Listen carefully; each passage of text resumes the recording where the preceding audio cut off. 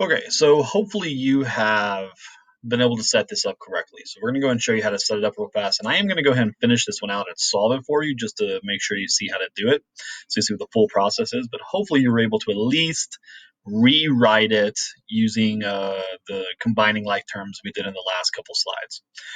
Okay, so first off, we need to decide which one of these x's we're going to move.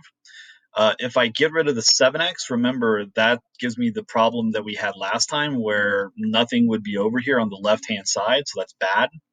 So we're going to go ahead and keep that 7x, and we're going to move the other x on the right-hand side, this 3x over here.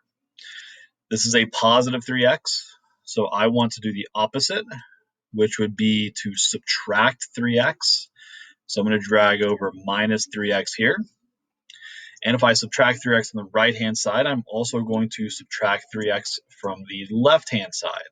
So I'm also going to drag over my minus 3x over here. Now remember, this cancels the 3x out, so I'm done with that, so I don't need to worry about that 3x. And over here, I can just go ahead and do some simple subtraction. 7x minus 3x will leave me with 4x's. So I'll bring my 4x down here. I need my equal sign. So I'm going to put my equal sign right below the other equal sign there. And what I have left is a 12. So I'll drag my 12 down. So there is my remaining numbers there, 12. And so basically here is a new problem for me to solve. Now I've got another problem, which is 4x equals 12. Now I can start to go through the process of circling my term, or circling my variables, and undoing things. So I'm going to drag my circle over here first because I want to put the circle around the x because I want to keep that x. I want to isolate it. So now I'm going to try to isolate that x and get rid of everything else around it. What is next to it, though, is this 4. The operation they're performing together is multiplication. When two things are side by side, like the 4 and the x, they multiply. So we want to do the opposite of multiplying, which is divide. So I'm going to use my fraction bar here to show division. And I'm going to divide the left side by 4.